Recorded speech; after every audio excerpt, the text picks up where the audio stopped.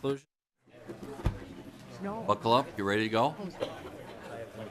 There is a quorum present, and so I would like I think I know that Representative Miller has been studying these minutes of February 28th, and I've been anxiously awaiting to approve the minutes. I move to approve the minutes of our last meeting. Representative Miller moves to approve the minutes of the last meeting. Representative Dean, is there a second? Sure, I'll second. Those in favor say aye. Aye. Opposed? The minutes are approved. Thank you very much. Today, we have several overviews that we're going to do. We don't have these bills in our possession, but we will be overviewing the Minnesota Housing Project request, also the Minnesota Pollution Control Agency with a couple of landfill issues, and finally the military affairs bonding request overview. So that is what we'll be doing. We'll be trying to roll right along here today and begin, as I said, with an overview of the Minnesota housing bonding request. We have testifiers at the table before us. Welcome to the committee, ladies. Would you please identify yourselves and begin your presentation? Good afternoon, Chair Erdahl, Vice Chair Uglum, Representative Hausman, and members of the committee. My name is Allison Strike, and I'm the Deputy Director for Carver County Community Development Agency and one of the Homes for All co-chairs.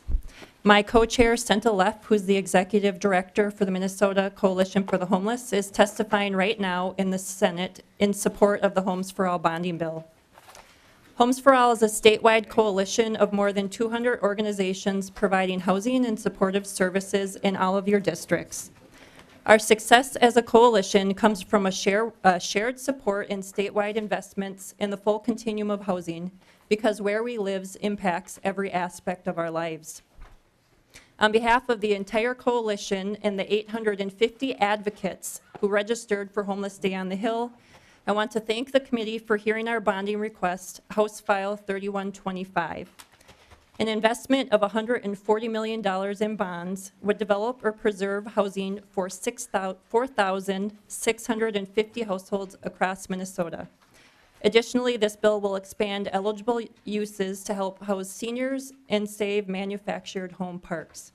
Again, I want to thank you so much for your time today. I look forward to any questions that you might have. And with that, I will turn it over to one of our other Homes for All coalition members. Thank you. Welcome to the committee. Please identify yourself. Thank you. Chair Erdahl, Vice Chair Uglin, Representative Hausman, and all members of the committee, thanks for having me here today. My name is Deidre Schmidt. I am President and CEO at Common Bond Communities. Thanks for the opportunity to address you. Common Bond provides housing and services to thousands of Minnesotans, many in your districts. We serve both Greater Minnesota as well as the metro area. We develop, own, manage, and offer services in over 5,700 units, and we serve over 9,500 people. We believe that a home is the foundation for everything else in life. We provide services that help folks living in our housing units achieve their highest and best life and get in a position where they can give back to communities. And a couple of examples from our program work in the last year, we helped achieve 100% graduation rate among the high school participants in our teen programs. We prevented 371 evictions, and we supported 1,200 Common Bond residents in taking active leadership positions in their communities. And I know that these successes are possible only because those folks had stable and affordable housing. Using housing infrastructure bonds, Common Bond's been able to develop or preserve 4 projects, delivering 663 units and helping almost 1,200 people. So in Ramsey, Minnesota, the existence of housing infrastructure bonds meant that 47 families were able to find permanent affordable housing and access supportive services, including job training, at Common Bond's Sunwood Village community. Sunwood Village and nearly 50 other projects across the state would not be possible without housing infrastructure bonds.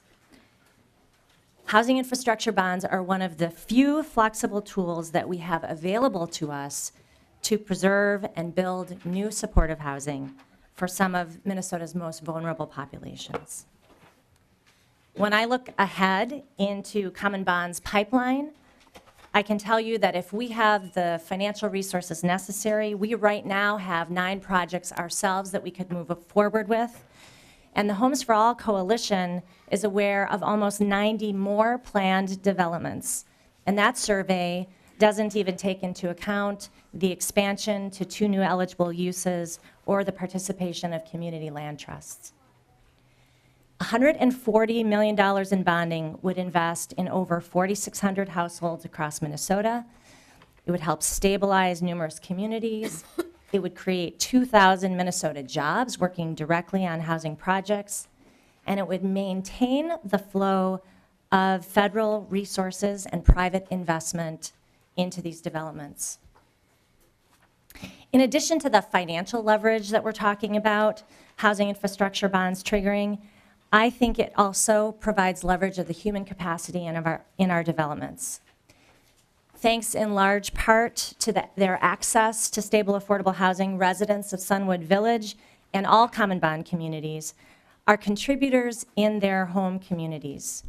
They volunteer with their faith organizations.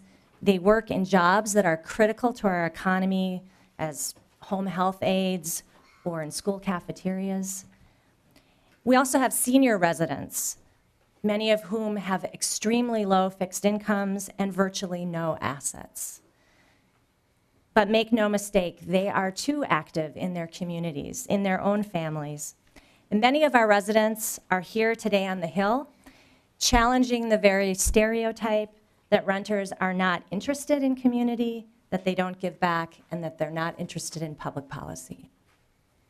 Take, for example, a resident of Upper Post Vets community who went from homelessness and chemical dependency to a happy marriage and numerous volunteer athletic coaching roles. Or one of our own employees who grew up at a Common Bond community and is now a career advisor to others as they seek their highest possible employment and how to ladder their careers. I really urge you to listen to their thoughts about the incredible impact that housing infrastructure bonds have had on their lives. Thank you for your time, and I'm happy to take any questions. Thank you, and I do have a couple, Ms. Schmidt. The units that are built, how many do they house generally? How big are they? It's important to remember that housing infrastructure bonds do 2 things. They allow the new construction of supportive housing units and the preservation of existing affordable housing units. And so there's such a wide variety of housing stock, some of which is quite old. I can give you an example from here in St. Paul of a tower called Skyline, which has a variety of efficiency up through 2-bedroom units. And then you saw pictures of the new construction product in Ramsey, which is a more modern interpretation of what our expectations are for quality affordable housing. Okay, thank you.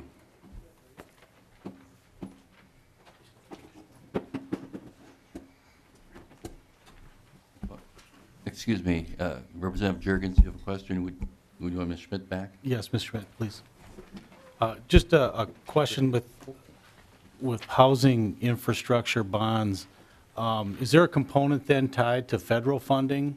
And if there is, could you tell us a little bit about that? Sure. Ms. Schmidt? One of the features of the housing infrastructure bonds is that it allows folks working on affordable housing in this state to leverage resources that might not otherwise come here, if you see what I mean. So we, by use of the housing infrastructure bonds, are able to unlock federally supported resources, as well as private investor dollars. And the estimates I've seen is that that leverage basically is about a 1-to-4 ratio. And it's important to note that specifically with regard to preservation, oftentimes we're preserving not just the physical asset, but we might also be preserving a flow of rent subsidies that really that come from the federal government that might otherwise go away and never return to this state.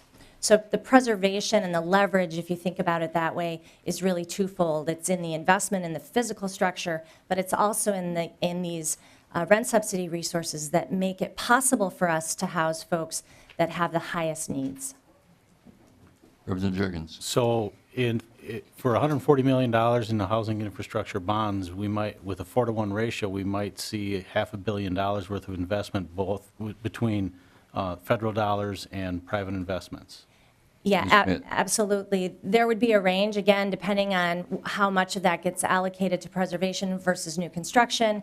You know, so I'd hate to commit to a specific number, but it is in that hundreds of $million range, definitely. Thank you. Representative Poston.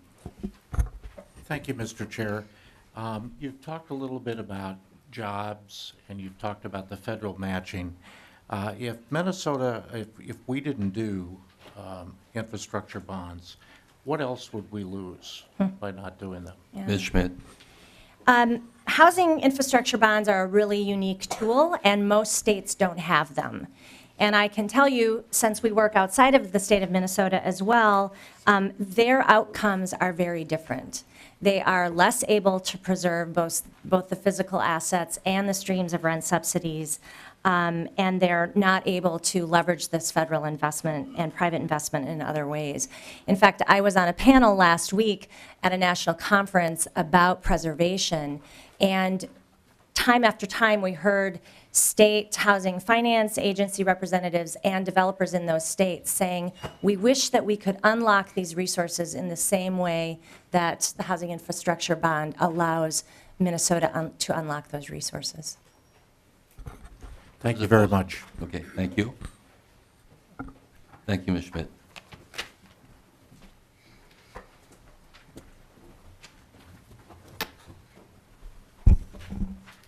Good afternoon, Chair Erdahl, Vice Chair Uglum, Representative Hausman, and members of the committee. My name is Sean McElhatton. I'm the Senior Development Director with North Country Cooperative Foundation, or NCF. NCF is a nonprofit organization, and our primary work is to organize residents of manufactured home parks and to help them buy and operate their parks.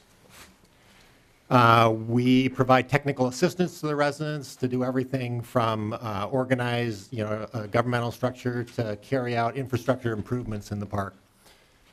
I'm here today as a member of the Homes for All Coalition in support of House File 3125, which would expand the use of housing infrastructure bonds to include manufactured home parks.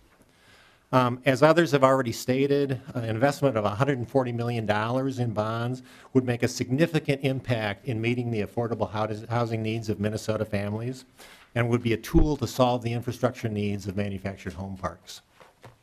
As you may know, there are over 50,000 Minnesota families that own their homes because manufactured housing is such an affordable option. But in the state of Minnesota, we're losing an average of 3 manufactured home parks a year.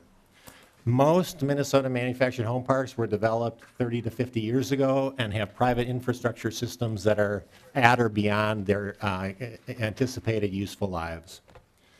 Last year alone, over 200 units of manufactured housing were lost because there were limited financial resources available to residents to complete infrastructure improvements that would save those parks. NCF has helped 8 manufactured home communities in the state of Minnesota organize and buy out their parks, including Hillcrest Community Cooperative in Clarks Grove, Minnesota, where 90 households were able to save their homes and preserve their communities. Members of this committee, Representatives Gunther, Bennett, and Salk, each has a resident-owned park in his or her district that was aided by NCF. We're committed to helping more Minnesotans maintain this affordable ownership opportunity. On behalf of manufactured home parks all across the state, I want to thank you for your time, and I'm happy to answer any questions you might have. Thank you. Thank you.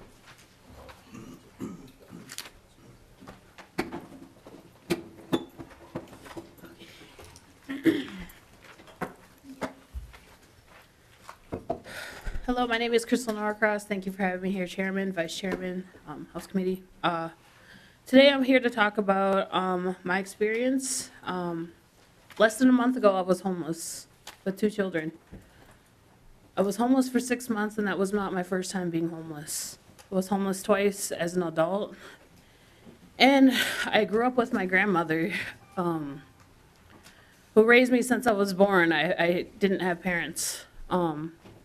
But anyways, a bill like this could mean so much to so many people throughout the state, throughout here, you know, as an American Indian woman, seeing something like this could help so much in a small community like the American Indian community. I've been a part of Andayang, who's had a huge impact on my life. Andayang is a shelter for Native American youth, as well as everybody else, but specifically Native American youth who are runaways or homeless. And I think a bill like this to go through would really, really help make an impact on our communities. So today I come here asking with an open heart that you please, please, please pass House File 3125. Thank you so much. Thank you.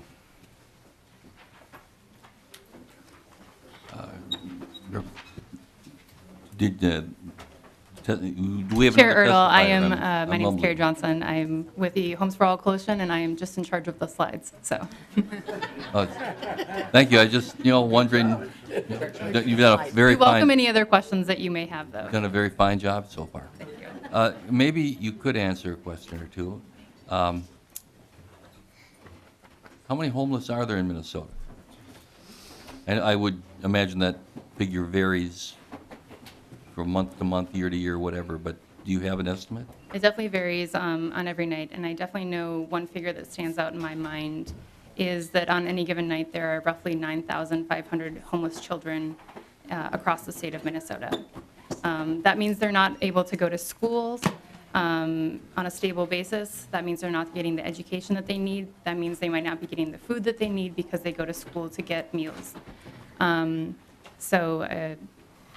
Something that is really passionate, for a lot of the people in this room, solving that problem would be very helpful in help with a $140 million bond bill. Well, I think it's, very, admirable work that is being done to try to basically help these children. Do we know how many adults are homeless? I don't have those figures off the top of my head. I more work on the development side and represent community developers. But is there somebody in the room that could maybe speak to that? If anyone knows that, they could testify or tell us some other. Well, here comes someone that may know. Thanks.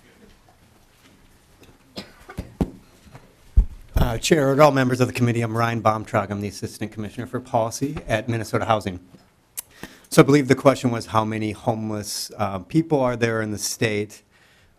We do, HUD requires an annual count every year, and in the past year, in 2017, that showed that 7,600 Minnesotans across the state were homeless. We know that that number is on the low end. That's one day in January. We know that throughout the year, it's probably upwards of 15,000 that experience homelessness. And of that amount, about 35% are children and the rest are adults. Thank you. Yeah. Any other questions of you? Representative Hausman. Thank you, Mr. Chair. I too wanted to thank you for having this hearing today.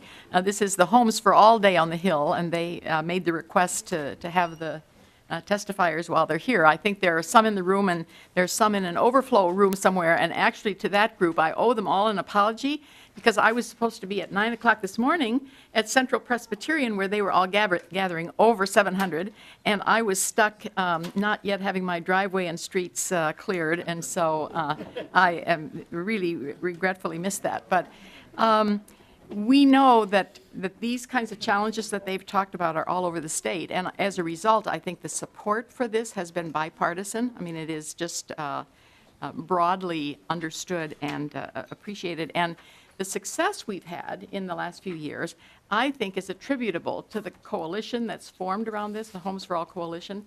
I've never seen an advocacy group quite so consistently organized around this. She mentioned 200 groups around the state.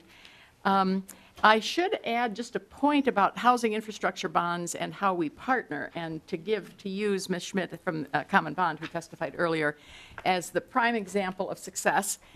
When we do the construction or renovation, those groups that we partner with housing infrastructure bonds, Lutheran Social Service, Catholic Charities, Common Bond, Beacon, Aon, Common Bond, I believe, is the largest in the Midwest. They have to prove to us that they have all the permanent supportive services around that, because we know from experience that that's what brings lives to a better place. And I always use the high rise that she referenced on 94 as the example, Skyline Tower, who before they managed it, those teachers in St. Paul who had students coming for that building always knew there were children there who were going to have challenges in the classroom. And then Common Bond took over the management of it, and they built a building out front where they, among other things, did early childhood education and after-school tutoring, and now 92% of the young people in that building graduate from high school. So that idea of partnering with nonprofits, and they provide those services, the goal is to really bring residents there to a better place in life, because nothing else in life goes very well if you don't have a safe place to sleep at night. So the work that they do, Homes for All, we know that seniors, that growing number of those who are homeless, families who have jobs but can't find an affordable place, with incomes flat and rents rising, families and seniors are caught in this as well. And the work of Homes for All is part of what helps us have the courage to be aggressive in our funding of it. And they're here in numbers today.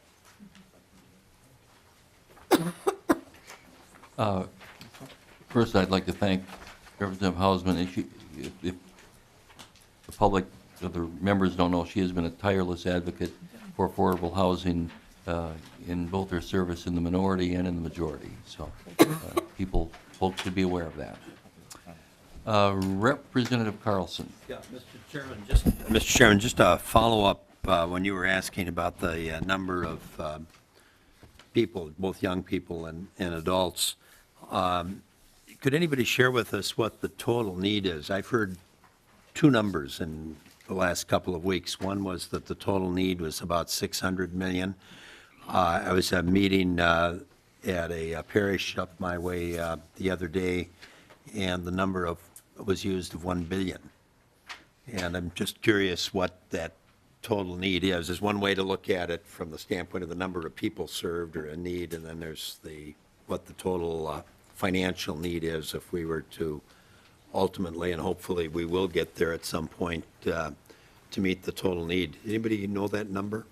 I would like to invite Ryan back up from Minnesota Housing. I'm just curious because it was a 400 million swing before two different groups. One group 400, the other group $1 billion. I assume you're referring to the dollars needed for affordable housing to accommodate everyone. Yeah.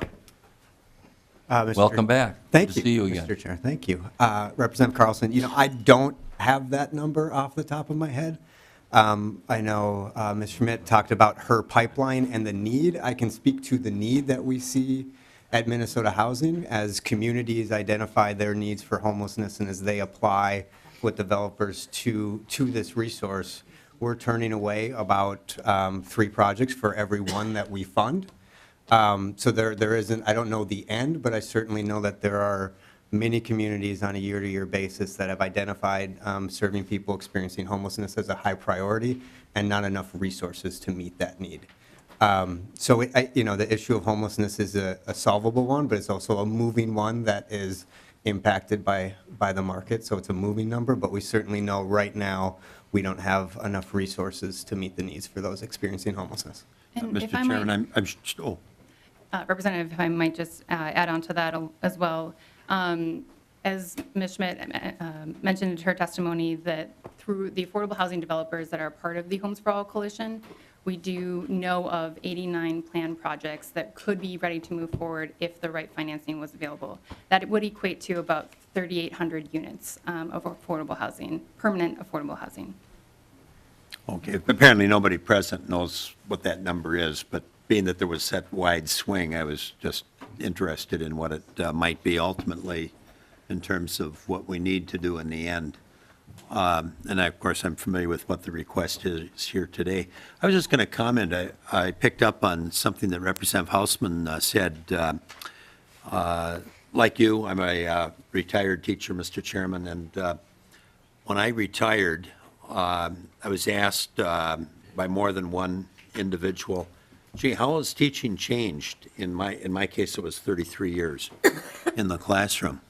And I said, the mobility of the students. When I started teaching, I would have, in the course of a year, a few students that might have moved. And it was typically maybe a job transfer, or maybe they bought, I was teaching in Minneapolis, a home in the suburbs. But there were not very many students in the course of a year that moved. When I retired, students were in and out and back in large numbers, and they were constantly, many of them, off balance educationally.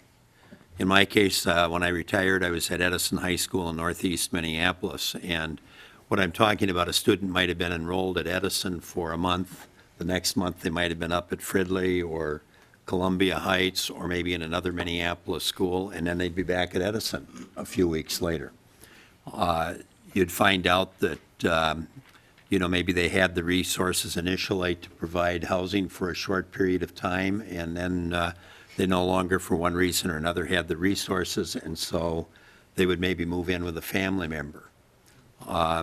I do remember just before I retired, a young woman very close to graduation, and I was teaching mostly seniors, came up to my classroom and she was checking out. And I said, oh, where are you going to be going to school? She was a few weeks from graduation.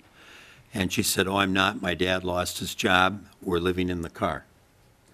And right away I got a hold of the school social worker, and some help was made available. But she was about ready to literally drop out on the eve of graduation. And I just point out that is a major issue, not only in the value of providing stable housing, but how it impacts in so many other ways. And in my case, my teaching profession was greatly impacted by that mobility. I had a young woman in class that every 2 weeks she was moved from one housing situation to another. And so every third 2-week period, and that was an arrangement that had been worked out apparently among family members. But she would be at a Minneapolis school 2 weeks. She was at a St. Paul school 2 weeks, another Minneapolis school the third go-around, and then back to the building that I was teaching in for the next rotation. And the bottom line was a housing situation, and she was a young woman that needed a place to stay, and the family had worked out that kind of an arrangement.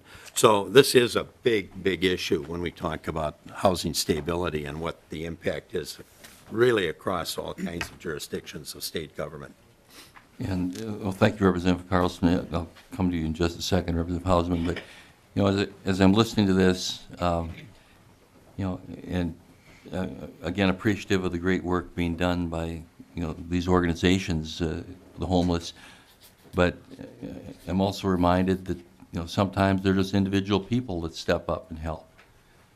My teacher's son and his wife became aware of 2 young girls who were sleeping in a car at night. That was their home. And he invited them into his house for basically their senior year in high school. So every now and then that happens too. Too bad there isn't maybe more of it. Representative Hausman. Mr. Chair, I was just going to add to Representative Carlson's, the University of Minnesota did research on exactly the impact of what he's talking about. And they found that by the time a child reaches the 5th grade, if they have been homeless or highly mobile, they're achieving at the level of a 2nd grader who's been in stable housing. So the contributing factor that a stable place to live has on academic achievement. Thank you. I guess if you have nothing else, whoops, I'm sorry, we have Representative Runback. Thank you, Mr. Chair. I'm wondering just a couple things. Does the money that you're talking about, the housing infrastructure bonds, does that build shelters? Does it build transitional housing? Could you just list off the different types of housing that gets, built or preserved? Sure. Representative, the answer to that question is it's permanent supportive housing. So there are other programs that fund and help address a person's need where they might be shorter-term rental housing, but the housing that we build with housing infrastructure bonds is permanent supportive housing. And so they are able to stay there and receive the services that they need or the education, get the degree they need, but they are there until they're able to move on to other stable housing. So it's permanent, it's not transitional housing or shelters. Representative, I'd just like to add on that supportive services not only encompasses sometimes working with a case manager, but also can include things like Deidre Schmidt mentioned, which could be job training services, teen programs to make sure that people are set up for success to be able to get back involved in their communities as well. Okay. Representative Runback. Thank you, Mr. Chair. And then I guess you mentioned something like 150 organizations or 200 organizations that are involved in this area.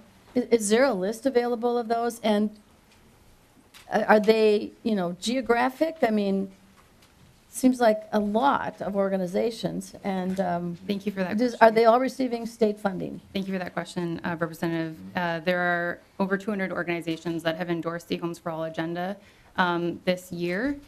They are representative of the entire state. Every county, an organization would work in or represent or work with those counties. There is a list, and we can make that available to you as well as all of the committee members. And they work in different facets of housing. Some provide supportive services only. Some are able to provide shelters, and some do provide, do actually build affordable housing. Okay, thank you very much. Mr. Chair, that would be helpful if we could each have a list. All right, thank you. One more question. Thank you, Mr. Chair. Just for the committee, I just was checking on the number of homeless in terms of our veterans population. I know our Commissioner, Veterans Affairs, has been working on this for several years now, and right now, the last count that we had, according to the Minnesota Post article, was 317. So we've really reduced the number of veterans that are homeless in Minnesota. So, and that we can give that a lot of that credit to the Minnesota Department of Veterans Affairs. So.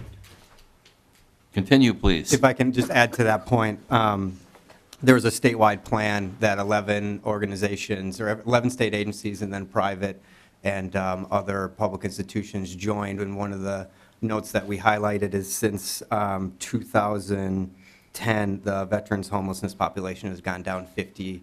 Right. And it's a population that we're working with the Department of Veterans Affairs to identify on a person-by-person basis in each county of the vets that are experiencing homelessness right now and coordinating their access to care and housing.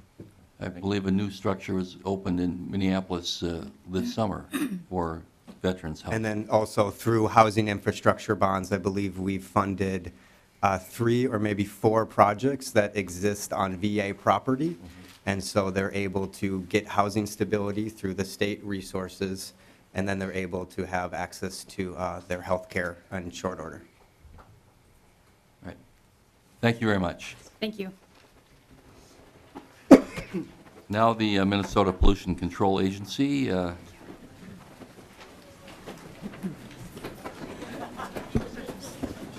Hey guys, it was just getting good.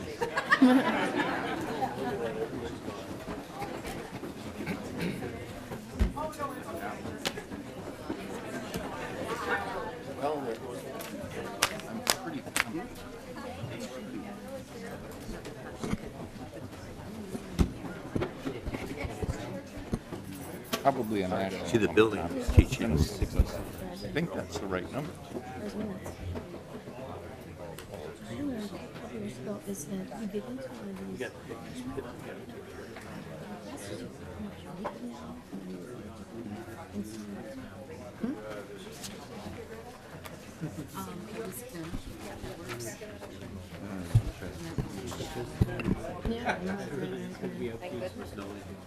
Yeah.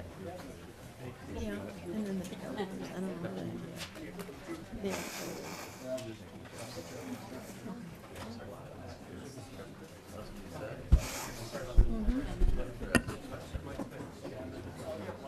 Welcome to the committee, I think. Thank you, Mr. Chairman. We are running into a Technical difficulties.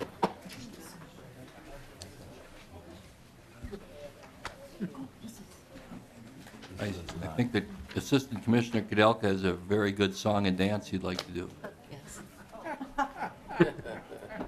Mr. Chair and committee members, I do believe the presentations is in your folders. We'd be happy to start if that helps. Yeah, begin, please. Identify yourself for the record. Welcome. Chair and committee members, my name is Kirk Kudelka. I'm Assistant Commissioner with the Minnesota Pollution Control Agency, and I have with me with MPCA my colleague. Greta Gothier, Legislative Director, Minnesota Pollution Control Agency. In addition, you'll see we have a number of community leaders from the two communities that we'll be talking about today, and I know they will be addressing and adding on to our presentation, but I want to make sure to recognize both the city of Andover and Burnsville for being here today. Thank you for the opportunity here to present our capital bonding request for two of our projects. And just a quick reminder, the first slide is our mission. It's working to protect and improve the environment and human health. And that's what we're here today to talk about. Our mission really can be achieved in three ways, and that's in dealing with pollution is one, prevent it, two, manage it, and three, clean it up. And as we go down that cycle towards the cleaning up, it becomes much more expensive. And unfortunately, many times the impacts to the environment and human health are already being felt. And that's what we're going to talk about, two projects that have unfortunately already come to that situation where we are now in the business of cleaning up the sites. Overall, the MPCA's capital budget request, we have three projects. WDE landfill under the closed landfill program in Andover for $6 million. The start of the Freeway Landfill in Burnsville for just under $53 million for phase one. And then also a capital assistance recycling infrastructure statewide grant program for organics. My understanding is today we're going to focus on the first two items. And I'll start with a little history on the closed landfill program. It was created in 1994 as an alternative to Superfund. Just a little bit of history. Superfund works very well when we have one or two responsible parties, and then the agency, whether it's EPA or MPCA, works with those responsible parties to do the cleanup and address human health and the environment. Landfills are a much different situation. It's not just one or two responsible parties that are landfill owners. We're also now looking at the haulers that brought waste there, all the companies and individuals that brought waste there. And as we go through the Superfund process, this really ties up the system, where we end up spending a lot of time working on administrative and legal arguments on who should clean it up and who's paying what portion of the cleanup. And unfortunately, as a state, we were not getting anywhere, which is why the legislature created this remarkable program, the closed landfill program. It is the envy of every other state as we talk to our colleagues on how we are actually able to address landfills and not have these drag on forever. And so that is something that we should be very proud of and thank the legislature for creating this program. Today we have 109 landfills in the program that the state of Minnesota is the caretaker of. We have 5 more that are eligible, that are in various stages of working their way into the program. How we do our work really is based on risk. And we base that on the monitoring data that we have, looking at the amount of hazardous materials at the locations, groundwater monitoring on the outside of the facilities and off sites, looking at methane, looking at the concentration of the population around it to determine risk scores. And we do this to prioritize our work, and because we have limited dollars, to really put it where we can get the the biggest need and have the most chance for improvements. And the two sites that we're talking about today have annually flip-flopped at number one, WDE and Freeway Landfill.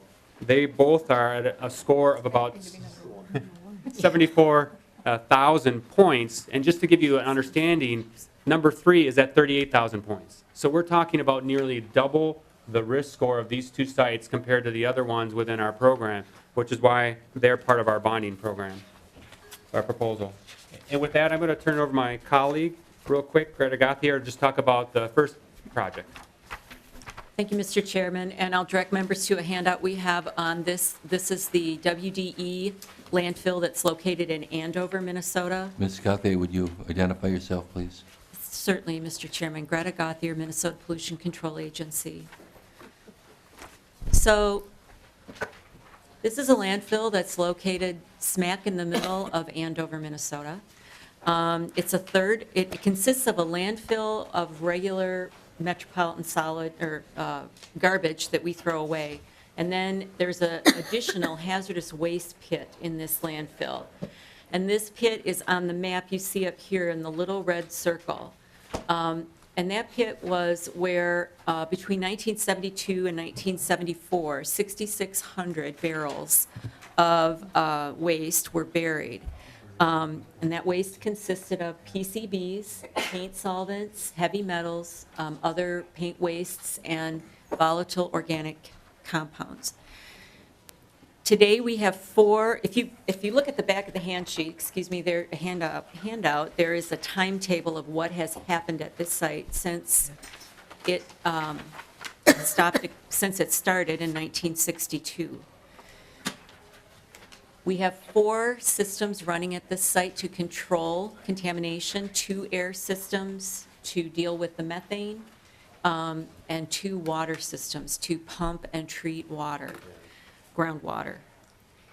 In 2016 and 2017, we received a total of $12 million, $650,000 in general fund in 16, and the remainder in bonding last year. And that was what we had anticipated our costs would be to clean up this hazardous waste pit and move that material out of Minnesota. Unfortunately, this year in September, when we got on the site and started doing some more sampling and excavating, looking around, we found out that the contamination, the existing hazardous waste, was worse than we thought. So there was a liner put in underneath this pit back in the 70s, but it consisted of asphalt and clay, and we got into the site and found out that the liner is completely dissolved. We thought it perhaps was degraded, but still holding together somewhat, but it is completely dissolved. And so now, if you look at this cutaway of the pit, so it's a side view, the soil under the pit is contaminated. It's about 20 feet thick going down to the first aquifer, and that soil is completely saturated with hazardous waste. So we have to treat it as hazardous waste. Now that means that instead of taking out the brown area there that says hazardous waste pit, we also are going to need to remove the soil under the pit. We are still testing up around the sides of the pit to see if we need to remove that too, and then the groundwater, the first aquifer there underneath is contaminated, and we will have to address that as well.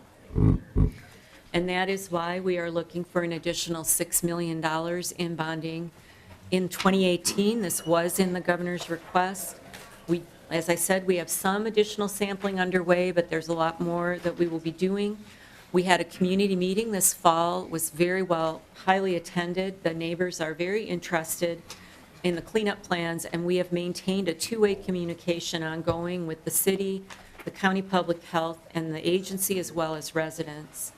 Right now, Mr. Chairman, if we were able to get this additional $6 million, we would be able to do the cleanup as things now stand in the winter of 2018-19.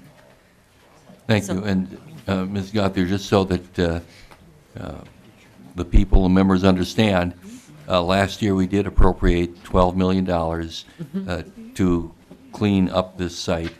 And what you are telling us is that it was worse than you thought, and the 12 million did not do the job completely, and so you are asking for another 6 million so that you can finish the job. Is that correct? Mr. Chairman, that is exactly right. Thank you. And where does once you have the soil, where is it, what state do you send it to? Mr. Chairman. Thank you, Mr. Chairman. In Minnesota, we do not have a facility to handle this level of hazardous waste. The closest one is in Illinois. There's also one in Texas, and there are a few out west. Nothing in Wisconsin? No, I'm so sorry, Mr. Chairman. At these facilities, they would incinerate it, and then they would store the ash permanently in appropriate protective cells. Okay, thank you. Questions? Do we have more testifiers? Mr. Chairman, we would like to go on and talk about the other landfill quickly. Let's do questions on this one, or? We can do whatever you want. There was a sock? This one. Okay, go. Thank you, Mr. Chair. The question is, getting to the issue of burn rate for the whole project, of the money and assets that you're bringing to bear, how effective or how fast are you using current money to move toward the finish? And then, am I conceptualizing right that the additional funds are to finish in that we are progressing, or is it that more assets will help you do it faster in time? What's the relationship of risk to money to time? Commissioner Gadelka. Mr. Chair and committee members, thank you for the question. We right now are doing the investigation. We would not open up this pit unless we had all the dollars secured, because we want to make sure we do go in there once and do it right. Okay. Otherwise, we run the risk of leaving it open. Okay, thank you. Representative Runbeck? Thank you, Mr. Chair. Ms. Gauthier, could you just talk a little bit about the groundwater contamination? Is it containable? Can you deal with it? I mean, in the immediate area, can it be dealt with, or, how far does it go, spread? Ms. Gauthier. Thank you, Mr. Chairman. If it's all right with you, I'll have Commissioner Kudelka talk about that. Commissioner Gadelka. Mr. Chair and committee members, the good news is that the drinking water wells for the city are in a deeper aquifer and further away, so in a non-contaminated aquifer. So we're good there. The private wells in the area typically are also in a deeper aquifer. However, there are 5 that we know of in this area that we have already sampled one. It's showing clear. The good news is that we also have monitoring wells all the way around the landfill to make sure that it isn't moving into neighborhoods or into other wells. So we're confident we've got that taken care of.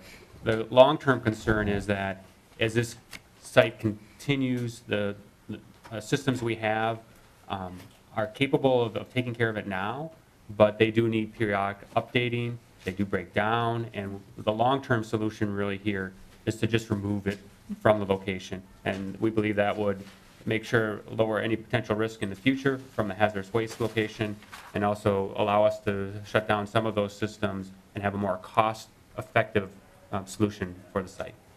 Thank you. Representative Uglum. Thank you, Mr. Chair. I noticed the Mayor of Andover is here. My questions are for the Madam Mayor. Hi, I'm Andover Mayor Julie Trude. I'd welcome your question. Ms. Trude, Representative Uglum. I understand that in the surrounding area and things, it's bordered by housing, single-family homes and all of that. I've driven by it numerous times. And is there a school that's in proximity to this landfill too? Actually, there are multiple schools. There are over 5,000, I believe it's 5,500 students are attending school within a short distance of this closed landfill every day.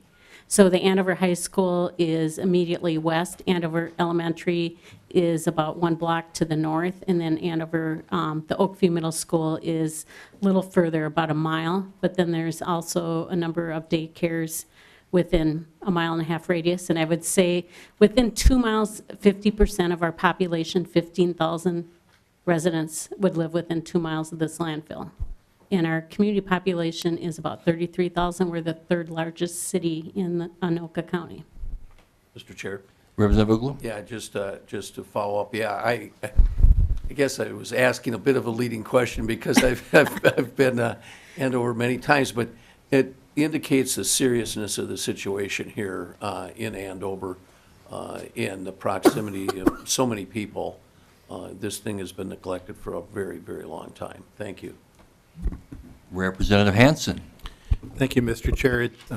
It's intriguing to hear about a problem that we've started resolving and then found out it was bigger than we thought. Where else is that?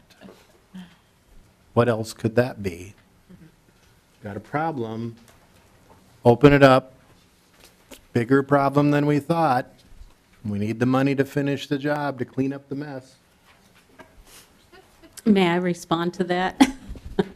Well, I'll give you a license to do that. Thank you, Ms. Chairman. I'm in government too, and I know in a project where you're building a building, it's a little easier to see what you're getting into, and you can take bids and you know what you're going to have when you're done. When you dig a hole into muck that's been brewing for about 30 years, you're not so sure what you're going to find. It's a little bit like when you begin the home improvement project and you pull out the dishwasher and it leads to 5 more projects. This project exemplifies that type of project. You start digging the hole. We had the soil borings, and I think Chair Erdahl saw some of those borings a year ago, and it was frightening, the color of the soils. We didn't have enough money to poke around any more than those initial borings, and the initial belief was everything was contained within a liner. Now that the funds for further investigation and as the project is getting prepared for bid, the depth is deeper, and this is one of these projects where you have to shore up the sides and you have to go down. They're going to have hazmat suits. And my resident expert who works in this field has told me that the cost per square foot of this type of waste is approximately, is it about $1,000 a cubic foot? It's very costly. So the more waste that we find under this pit. But his hopeful message to me was, Mayor, if we can get down to that water table and clear out the bad dirt that's there holding the contaminants, the water will start to purify itself over the years coming up. And so I hope all of us can feel hopeful, because that was the message that all of these fine people gave to my residents who packed City Hall and calmly and passionately inquired, is this a safe place to raise my children? Is my water at risk? Is the city water at risk? And everybody was very polite and reasonable, which I love about my residents. We don't get angry public hearings. We're pretty fortunate that way. But they want to know the facts. And the facts are, it's a problem. We can deal with it. If we deal with it in the right way, we don't want to go back. They don't want you to go back. These people don't want to go back. So they want me to come back and say, the state recognizes that we want to go in there once and be done. So, thank you. Mayor Trude. Representative Hansen, I think one of the lessons here is that with this, as well as other things in government, sometimes you just don't know how deep the bad dirt is. Representative Hansen. And Mr. Chair, and I agree that we have to fix the problem once you dig in there. You may not know how deep the dirt is or how bad the technology is, but you've got to finish the job, particularly when you've already opened up the hole. So I think there's a lesson here for us that we need to get the job done when we do these things. And I'm fully supportive of funding capital projects like this to solve the problem, just like I'm fully supportive of providing the needed money for technology to finish the job, to get the job done with Minlards as well. Thank you, Representative Hansen. I didn't realize that that's what you were hinting at. Representative Dean? Thank you, Mr. Chair. And I wasn't here at the beginning of your testimony, but I'm curious, what's happening to the site then after? Are we restoring it to a certain level for development, or is it going to be a permanently a hazard zone where no other future uses could be used? Is there capping that's going to happen so that, you know, I mean, I noticed there's ball fields right next to it. So I guess I'm not only thinking about what does this cleanup look like, what does this look like afterwards as well? Mr. Kudelka, Commissioner? Mr. Chair and committee members, the hazardous waste pit, when it's emptied, will be filled in with other waste from the location and recapped to repair the cap on top to reduce any amount of water going into the landfill. However, the rest of the outline there in the orange will remain. It will remain a closed landfill, which will be under state oversight, and there is not opportunities for development because of the landfill there. An old landfill like this would be a very difficult place, if possible at all, to build on because of not only the contamination, but landfills settle, and any structures would deteriorate over time on top of it.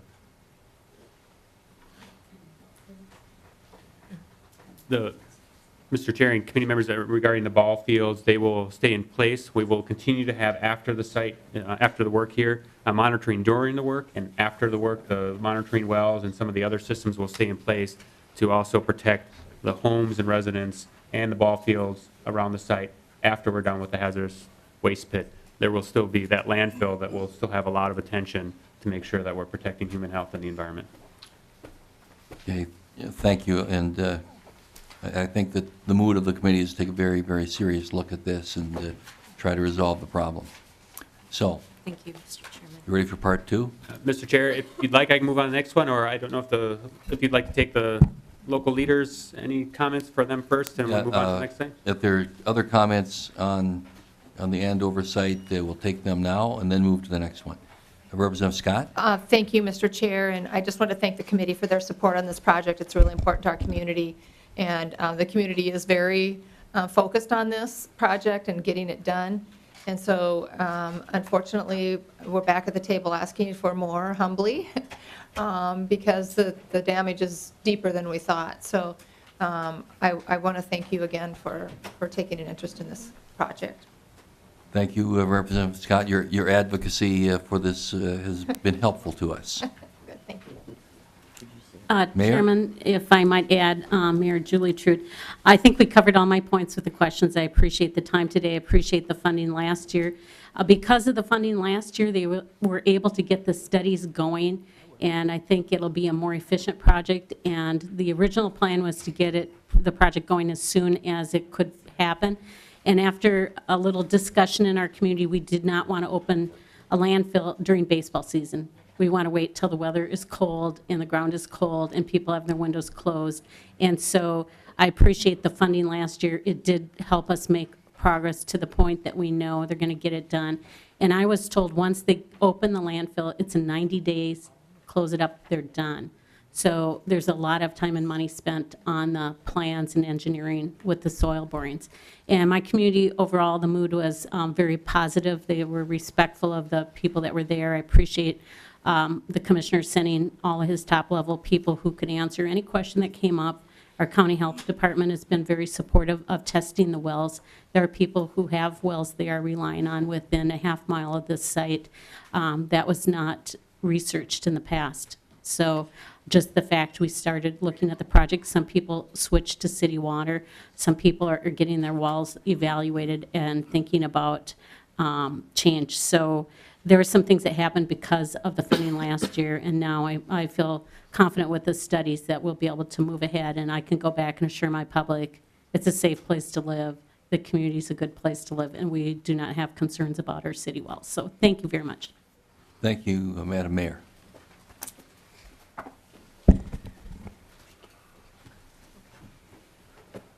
Mr. Chair and committee members, the second project on our list is the Freeway Landfill and Dump.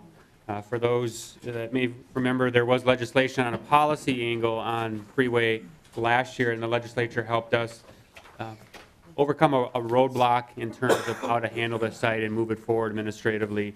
And we are moving forward with that effort. We have submitted a report to the legislature that outlines how what activities we've been doing since then, including how the language that was passed last year will help us get to our end goal. For those that have not heard about Freeway Landfill, it is located in the city of Burnsville, right next to 35 as you're coming over the Minnesota River. It is two sites that we're looking at. One is Freeway Dump. on the east side of the highway, and the other is Freeway Landfill on the west side of the highway. Both unlined facilities. The Freeway Landfill itself is the largest landfill that's eligible for our closed landfill program.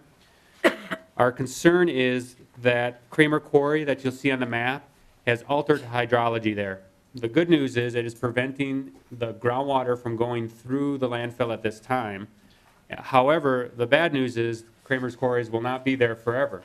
And when it does, the groundwater will flow from the southern part of the community north through the landfill, through the waste, and into the river, and also Kramer Quarry will become a lake. And our concern is, with our modeling, with our consultants, have shown numerous metals and other chemicals would be over Department of Health values. This is of important concern not only to the Minnesota River, but to Kramer Quarry, because that's the location of the city of Burnsville and Savage's drinking water. In addition, to the bottom of the map, off the map south of Freeway Dump, is also their secondary well field. So we're looking at two potential threats to the community's drinking water sources once Kramer Quarry stops pumping. And at this time, we do not have a date on when specifically that will happen, but we do know that they cannot go on forever. This is a project that will take about 5 years for construction. The idea is we're looking at it right now. We're doing some more investigation on the dump side because we have not been able to get on that property. That work will start with the contractors and the big equipment going in later this month to do additional work. But we understand that we will need to put the material on the landfill at least on a lined facility at that location, which is where the cost is quite large. We're looking at a total project cost of an estimated of $90 million. That isn't, again, the estimate because the one component for Freeway Dump, we have not been able to get on that property. So we do not know if we can handle it on site or have to take it over to the landfill side and put it onto a liner there with the materials from the landfill. We have tried to break this down into a number of phases for funding because we understand there are a lot of very good projects that have come to the legislature for their support. And so what we would be looking for this year is $52.763 million to start the first 2 years of the construction of this project. We would then anticipate coming back in 2020 for the bonding bill to request the remaining $34 million for this project. With that, Mr. Chair and members, I do have community leaders also here for this project. If you'd like to hear from them before, I'd be more than willing to answer questions afterwards. Representative Constantine, do you want them to finish, or do you want to ask your question now? I'd like to ask it now. Well, then you can. Why, thank you, Mr. Right Chair. ahead. Why can't you get on site? Commissioner Gadelka. Mr. Chair and committee members, previously on the dump side, we were not granted access by the private landowner. We have since secured an access agreement at the end of last year, and we have already done markings on where we will be doing the borings and also some trenches and others to do work, but that will drive the determination on cost. So previously we have not had access. We do now for this month to move ahead. Representative Constantine? Thank you, Mr. Chair. So the guy that owns it, the guy that has the problem, has been denying you access. Commissioner Gadelka? Mr. Chair and committee members, correct.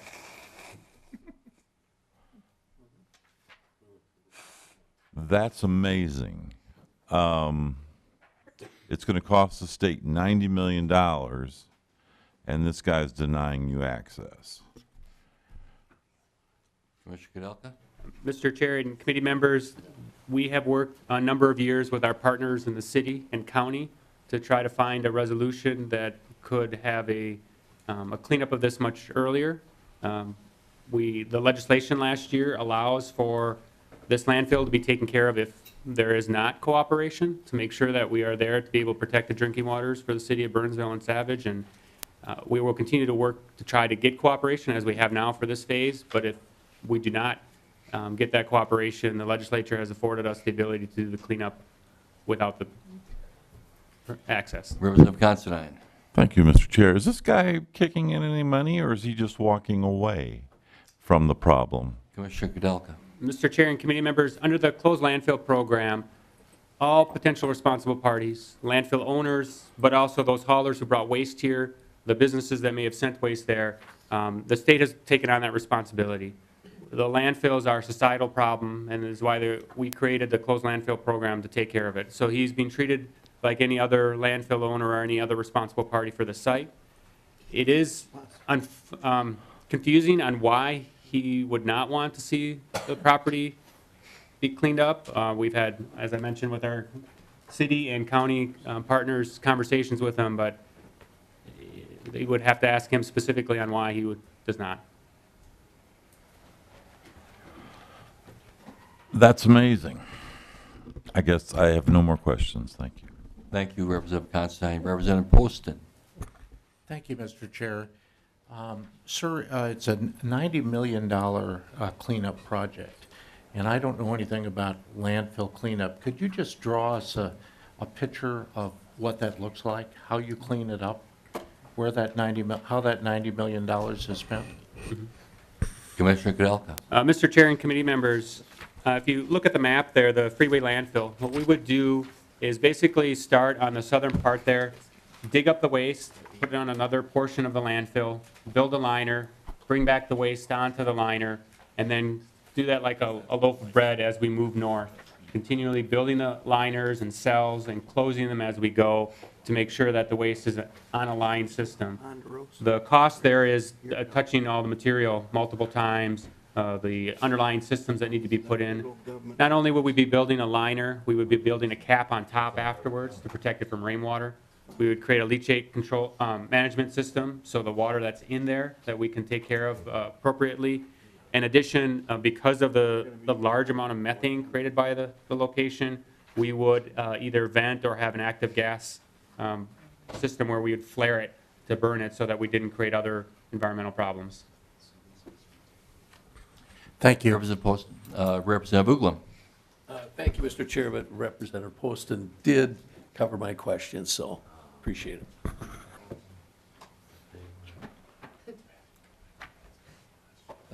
Representative Dean is next. Thank you, Mr. Chair and Commissioner.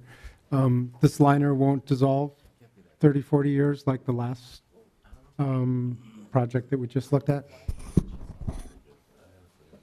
Commissioner Kudelka. Mr. Chair and committee members, correct. This is a different design. That was a very rudimentary design of, much like you build a parking lot, this would be a number of layers of materials along with a synthetic liner that would go underneath to make sure that we would not have that problem. Representative Dean. And that the new design has stood the test of time in other sites, and we can be assured that it's actually going to do what the engineers have designed it to do? Commissioner Kudelka. Mr. Chair and committee members, this is the same system we use for other landfills, which is required across the nation and in the states. It is the technology that we know will stand many years into the future. And that's the goal, is to make sure that we take care of this landfill in the long term. Representative Dean. So I think that this would be a time to interject that we as a society need to do a much, much better job of reducing our waste. Representative Carlson. The discussion about the cost of the cleanup, who in the end owns this land then? Commissioner Kudelka. Mr. Chair and committee members, under the closed landfill program, the landfill owner is allowed to continue on ownership of the property. There are some situations where they do continue on the ownership, but most cases it's turned over to the state or it's a local unit of government that has control of it because of the restrictions placed on the property that prevent other types of construction. For instance, on the line facility itself, you could not build on it. In addition, the use of bonding dollars on any parcel of this property would tie it up for over 30 years of any private use for the facility, so that the landowner would not be able to privately develop it if bonding dollars are used on those portions. Well, Representative Carlson. Chairman, just so I'm clear then, forgetting the timeline for a moment, but when the state expends $92 million for the cleanup, the current landowner will continue to own the property? Is that what I'm hearing? Commissioner Now, you're Bell. saying it would be, he'd have limited use, obviously, but he would continue to own what appears to be, and I look at the map here and the freeway and so on, some pretty prime property for somebody someday. Commissioner Kudelka. Mr. Chair, that is correct. Under the closed landfill program, he does have that option to continue the ownership. And, Mr. Representative Chairman, what would be the potential use of that land then short-term? Once it's cleaned up, you said that there'd be some limited development. Would it just have to sit idle, or would there be some potential use for this landowner after we've expended on his benefit and society's benefit $92 million? Commissioner Kudelka. Mr. Chair and committee members, nearly all Freeway Landfill will become the lined facility, so there will not be any allowed use on it. We will restrict any access to it because of those systems I talked about earlier, the venting, flares, leachate collection systems. There is the potential along the eastern portion along the highway there that some of the property could be developable. However, it would be a large hole because the waste is down to bedrock. We would remove the waste, but we would not fill the hole. So before anyone could develop it, they would need to fill in the property because of other regulations dealing with flood areas and the like. So that has the possibility. However, there would likely be restrictions on it ranging from institutional controls preventing wells from being placed in the area and other things depending on what we find in our further investigation and once we have the landfill opened up.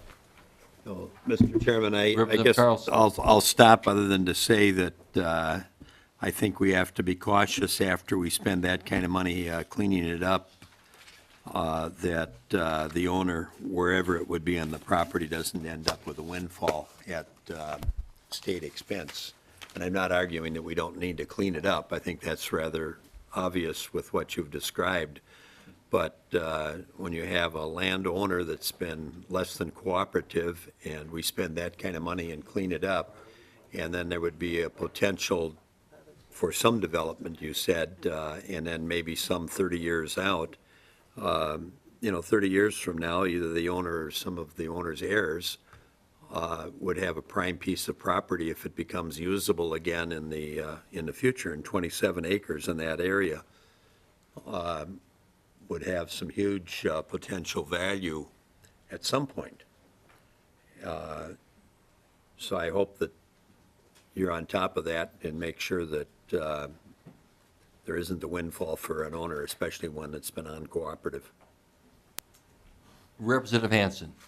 Thank you, Mr. Chair. And, to answer the stunned looks on most people's faces here, this is an extraordinary project, an extraordinary incident. It's probably good for 2 or 3 graduate degree theses about what happens. I mean, this is a 20, 30, 40-year problem that we, as a legislature last year, did an extraordinary bill to deal with extraordinary problems because the landowner did not enter voluntarily into the closed landfill program, unlike all the other landfills.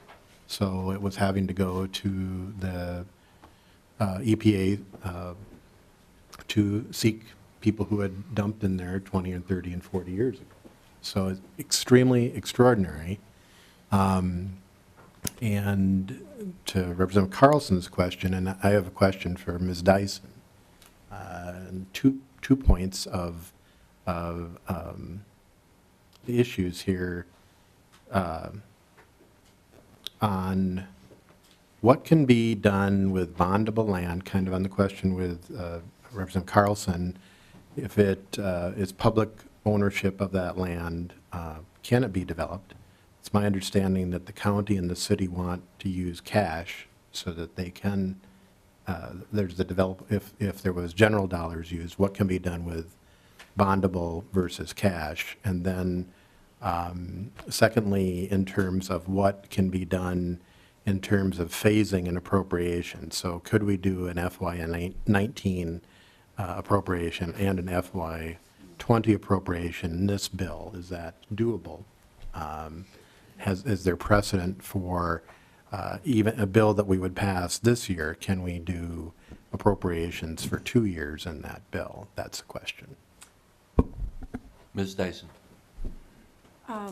Mr. Chair and Representative Hansen, with regard to what can be, how can state bond finance property be used, I think the Commissioner Kudelka referred to that there are restrictions on that, and he mentioned 30 years. I think, as I don't know the program that well, but I'm assuming that if it's staying in private ownership, there is a permanent easement or an easement that is imposed on this that gives the state the control over this, because state bond funds are not used for private property otherwise. So there has to be a public ownership element. And the length of that, and I'm trying to remember how it's phrased, but under the Commissioner's order related to this, I think it's 125% of the useful life of the improvements paid for, but the Commissioner may have some more to add to this. But I want to just finish the second question you have. I'll let the Commissioner talk about the other part, but you asked about multi-year appropriations of bond funds. There's really only a commitment if the authorization is made this year. There can be sort of a statement of intent to appropriate in another year, but there would have to be in the bill enacted this year, the actual authorization and appropriation, and then you can put in staging. And in 1994, the original closed landfill cleanup program, I believe, had that staging and then got tripped up in later years by the enactment of the cancellation statute that suddenly started canceling appropriations and authorization that had been made. But it's only sort of a statement of intent to otherwise. So I'll leave it at that. Thank you, Ms. Dyson. Commissioner Kudelka. Mr. Chair and committee members, we have, in other cases with private owned properties that they didn't want to turn over to the state when they entered into a binding agreement with the state, we secure interest in the property at enough, whether it's easements or other types of title controls, so that we have that connection to allow for public dollars to be used, include bonding. In terms of number of years, talking to MMB, it's 37.5 years would be the number of years that would prevent private development, so over 30 years. Thank you. Representative Gunther. Thank you, Mr. Chairman. Just out of curiosity, when was the last time they dumped garbage in this landfill? Commissioner Kudelka. Mr. Chair and committee members, in the dump in 1971, and in the landfill they moved over to 1990. Thank you. Representative Hausman. Thank you, Mr. Chair. Just to follow up on Representative Hansen's question, I heard Representative Hansen say they want cash. I had not been aware of that. Now, you were answering, Ms. Dyson, I think, about bond funding. But if it were cash, then don't different rules prevail? Then we could perhaps appropriate over a number of years. With bond funding, you couldn't. You'd have to authorize the entire amount at the beginning. Ms. Dyson.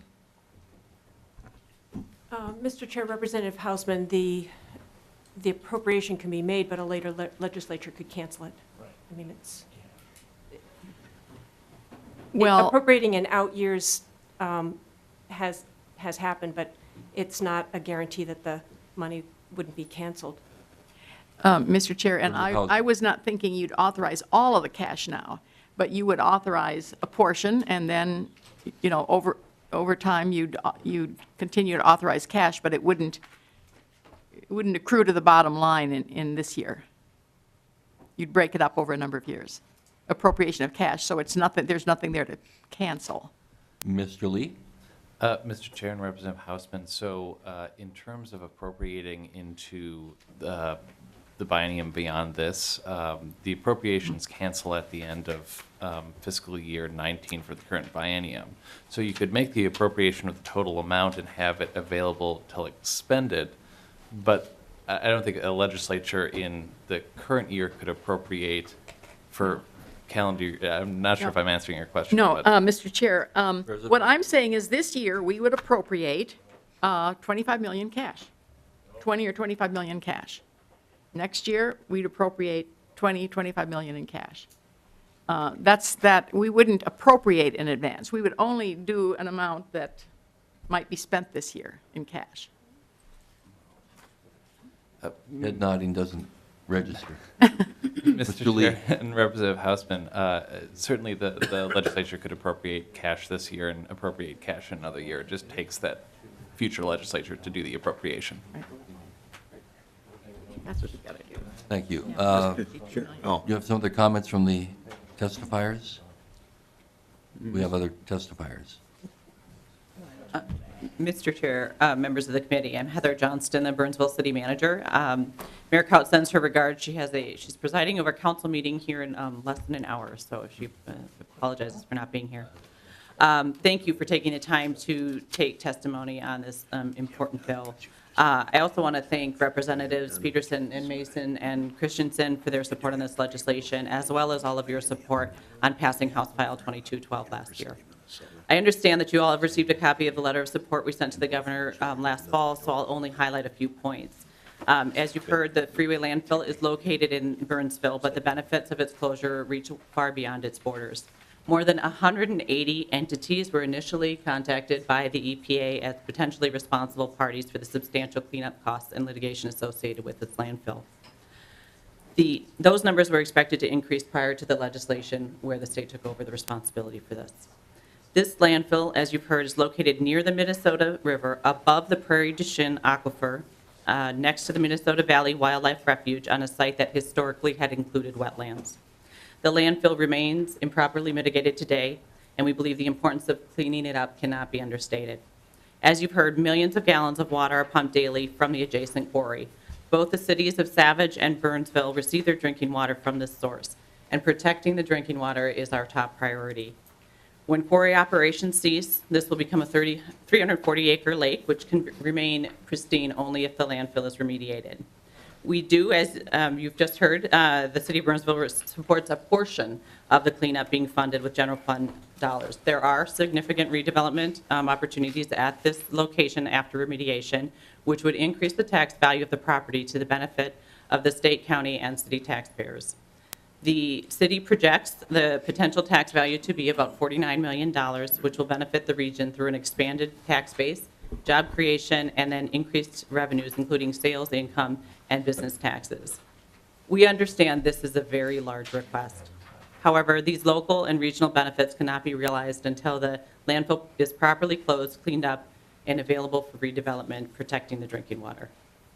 We also expect the cost of this remediation will only grow with the passage of time. So timely remediation of the site is critically important to the security of the Minnesota River and the Prairie du Chien Jordan Aquifer.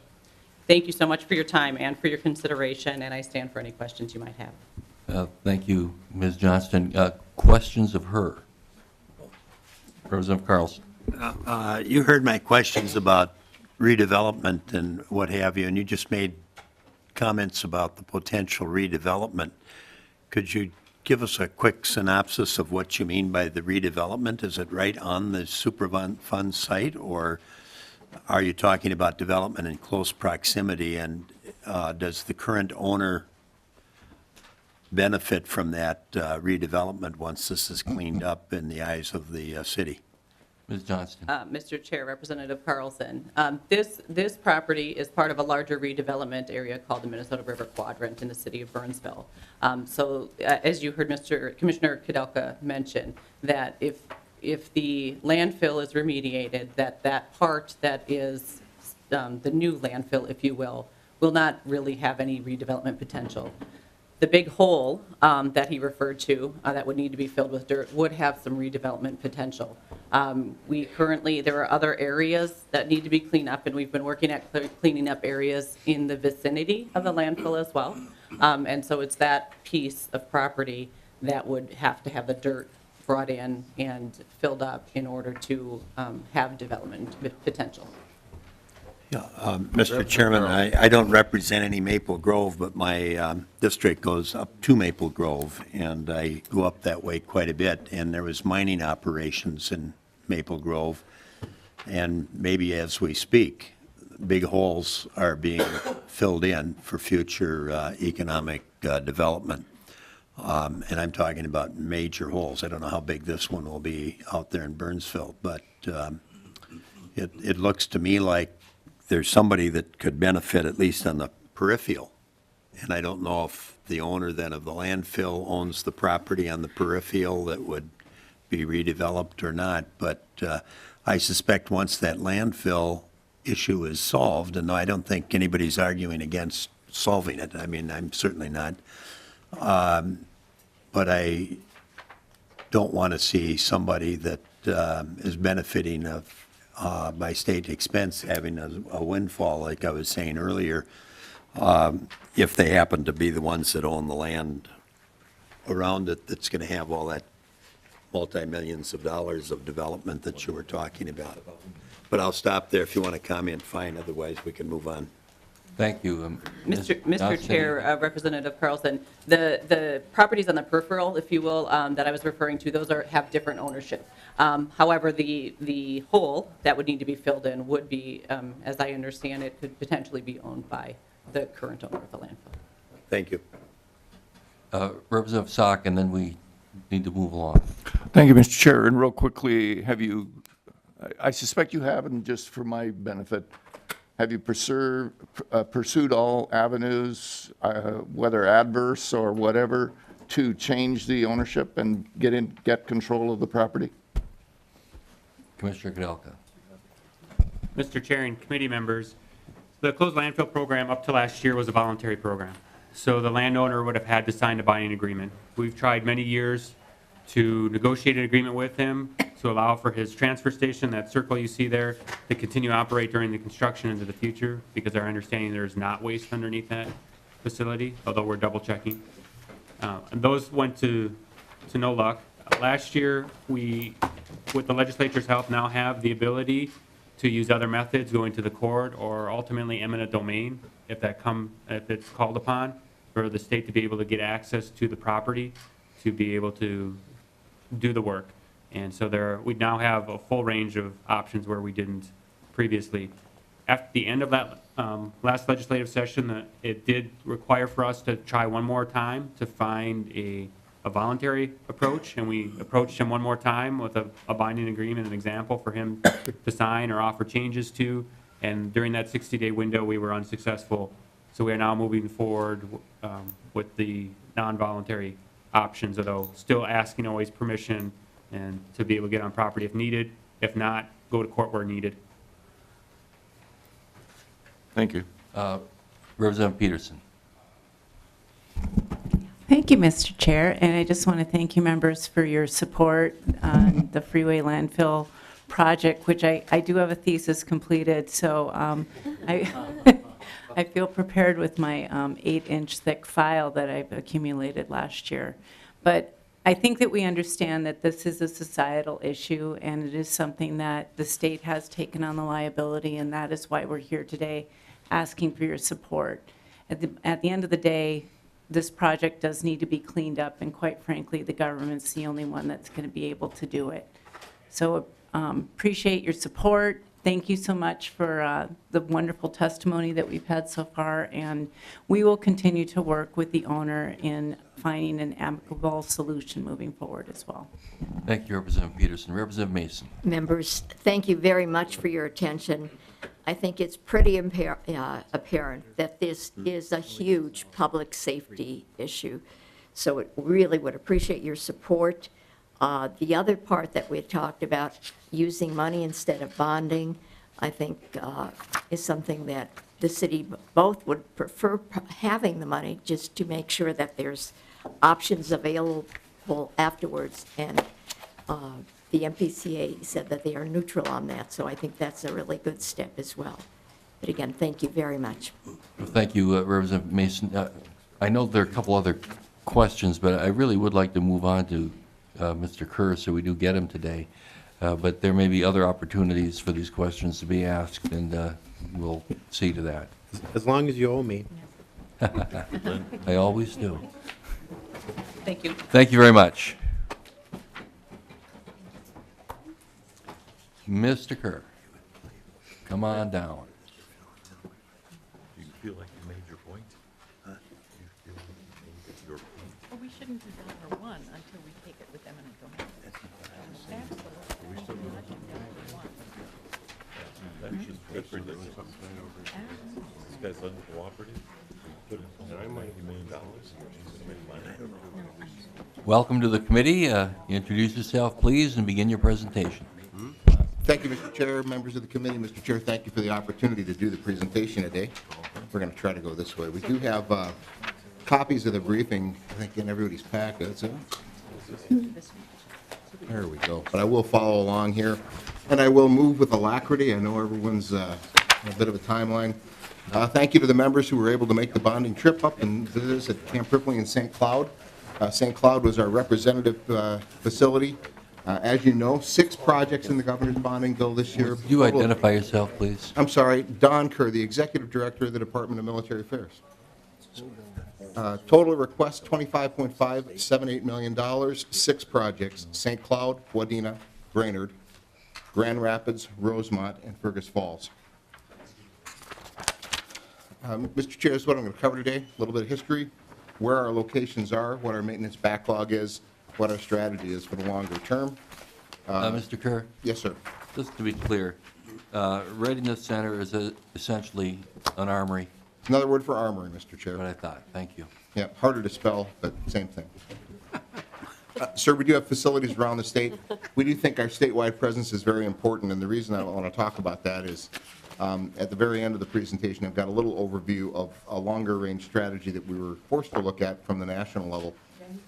The U.S. Senate was concerned about the large number of requests they had for replacement facilities, and so they directed a study to go around the nation to identify where we're at, and they were really trying to drive us down to a smaller number of facilities. We did take a hard look at this and spent a large amount of staff time looking at it, and do feel that we probably have too many armories right now, based on the demographics of Minnesota, the improvement in the communication and transportation infrastructure in Minnesota. So we are on a glide path to divest of some of our facilities and consolidate others. We think that that, over the long term, will reduce our maintenance burden for those facilities. So we are looking at this in more than one way. This isn't just a never-ending, we're coming back to the legislature for more money, but we're looking at how we can be sustainable over the long term. However, I will point out... Just so you remember, Litchfield has just been very recently remodeled. Yes, sir. Litchfield is not one that we're planning to divest of. Those are on the very last page. If you want to jump ahead to get mad at me now, feel free.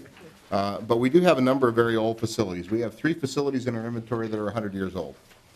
We have a large number that were built in the 20s and 30s, and obviously a lot of things have changed since that time for requirements and other things. And so we are looking, whenever possible, to do a consolidation divestiture that makes sense for the long term. So again, I'll talk about that longer term plan. But we really got here in a number of different ways. We do feel that over many, many years, we were not efficient in advising the legislature of how our needs were changing for maintenance. We also started doing things like building larger armories to replace old armories. And that sounds really good, and it's very necessary because we have greater requirements, but larger armories need bigger roofs. Bigger roofs cost more money. And so when we replace we replace a 50,000 square foot armory with a 125,000 square foot armory, we have higher maintenance costs over the long terms. We believe that we have corrected the structural deficiency in our budget through the legislature's action a couple of years ago, increasing our biennial appropriation from about 6.6 to about $10 million a year in maintenance. That will help stay ahead of the curve.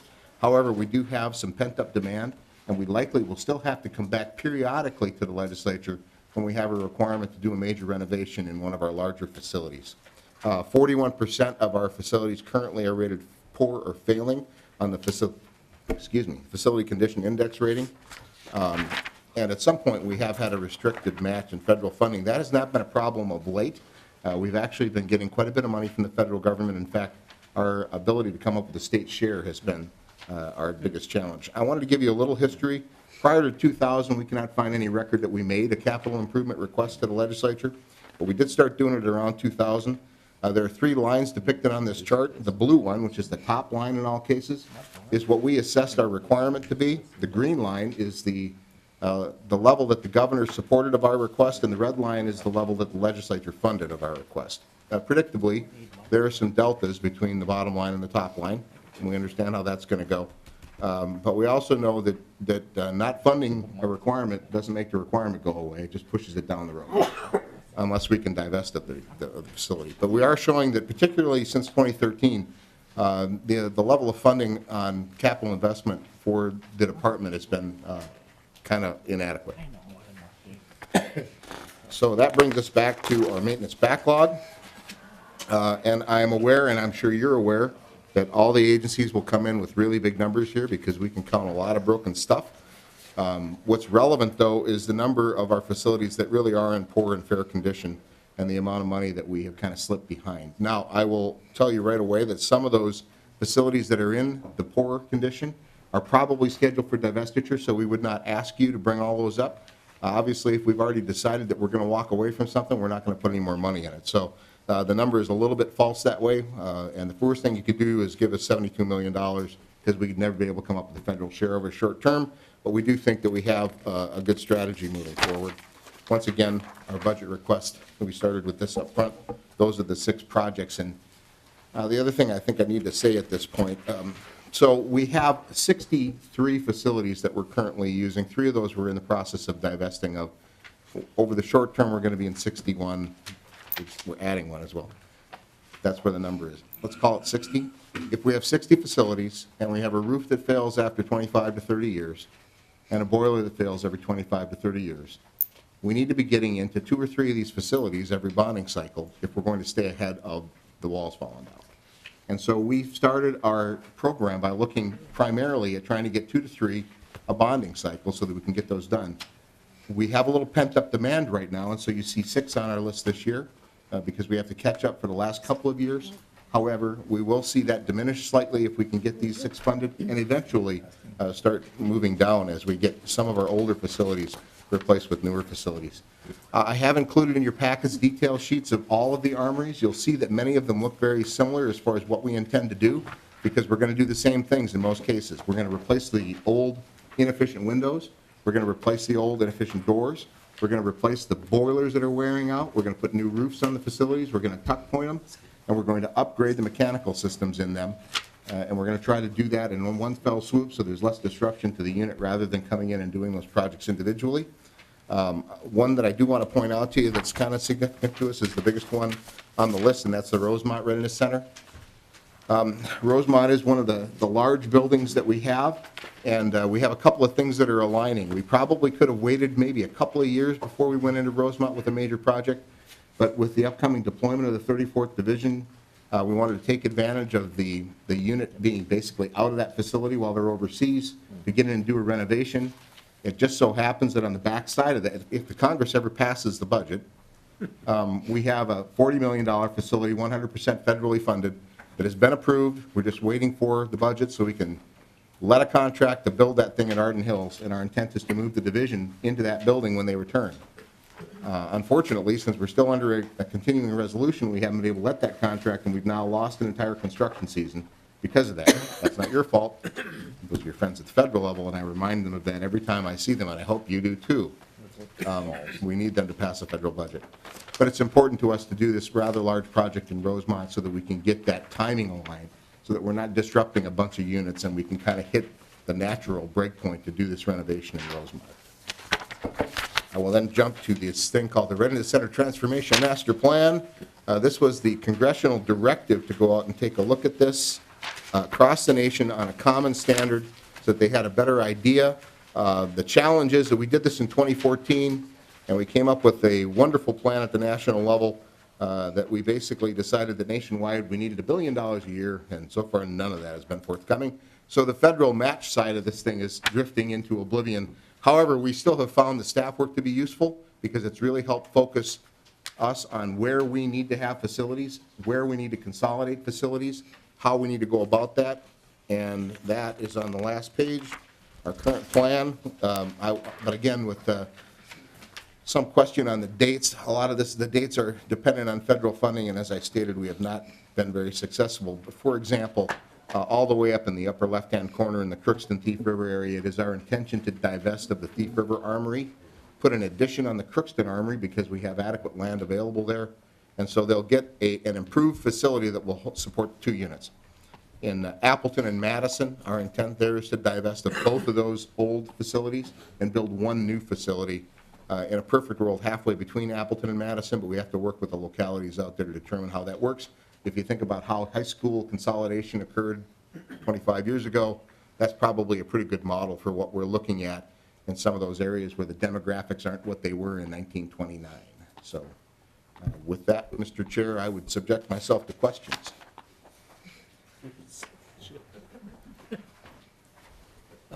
Representative Detmer. Yeah, Mr. Chair, and Mr. Kerr, could you kind of briefly share with the committee here and your consolidation process? It's not just facilities, but it's the type of units that are utilizing and training at those facilities. Mr. Kerr. Mr. Chair, Representative Detmer, yeah, so we work very closely with the Army and with the Air Force to forecast what the changing needs of the Army and the Air Force are to ensure that the types of units that we have in Minnesota are consistent with what we need to support state active duty missions and what the Army and the Air Force need as they continue their relevance. And obviously, those things change over time. So that's a bit of a trick, but we do also try to make sure that we put units into facilities that facilities can support. For example, M1 tanks are really wide. We have to make sure that if we're going to station tank units, we have to put them in relatively new facilities that have wide garage doors. It's really expensive to put in a wider garage door in a brick building. We know this from experience, unfortunately. The good news is when units are displaced like that, most of those are 100% federal renovations, so we try to find opportunities to let the feds pay for stuff every turn we possibly can. Mr. Kerr, looking at the circle around Litchfield and Wilmer, what does that mean? Mr. Chair, that means that at some point, and I believe the date is on there projected in 2053, we do have an intention to consolidate with Litchfield and Wilmer, and you'll notice that we have, let's see what we have on there for coding. You could put it in Grove City. We intend right now to divest of Litchfield in 2053, Mr. Chair. That's our plan. All right. We'll come talk to you about that someday, though. You'll be dead. You got a park? Lyndon will stand up and defend us on that one. Let her go, let her go. Mr. Chair, you wouldn't want me to lie to you, I know that. Representative Hansen.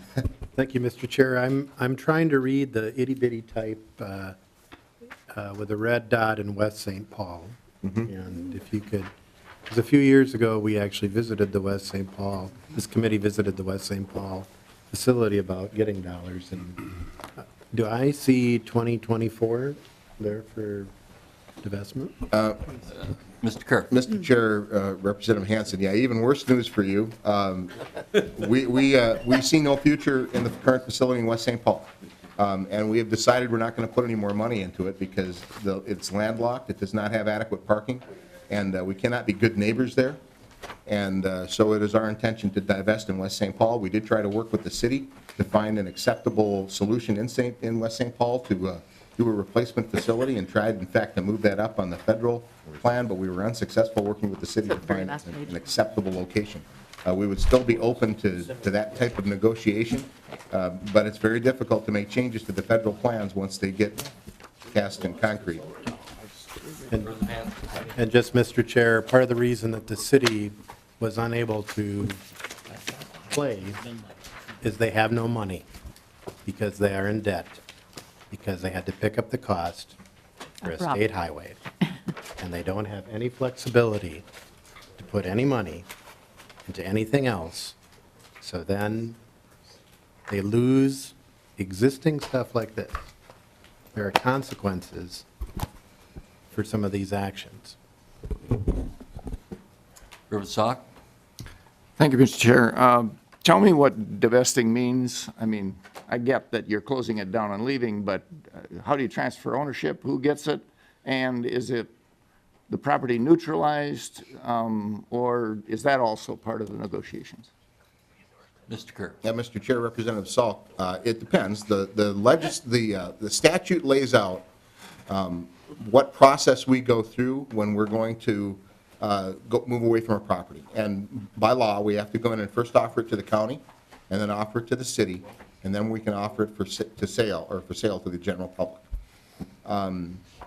There are some circumstances where we will go to the city and the county to determine what their intent is. If they have an interest in the property, for example, we already know New Ulm is a facility that should be on the FIDEP, and the next time it comes out to build an armory there. And the city of New Ulm has been very forward with us that they want to buy the old armory. And so we're going to do everything we can to work with them. We think there are some other circumstances where it might make more sense for us to do demolition on the armory so that we have a clean lot.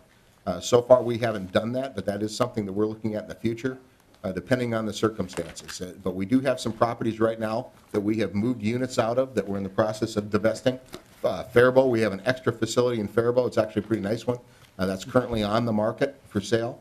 Roseville, same situation. We're in the process of selling the old Stillwater Armory to a private buyer, and we've successfully sold the Northfield Armory to a private buyer who has now developed that property, I understand, successfully in downtown Northfield.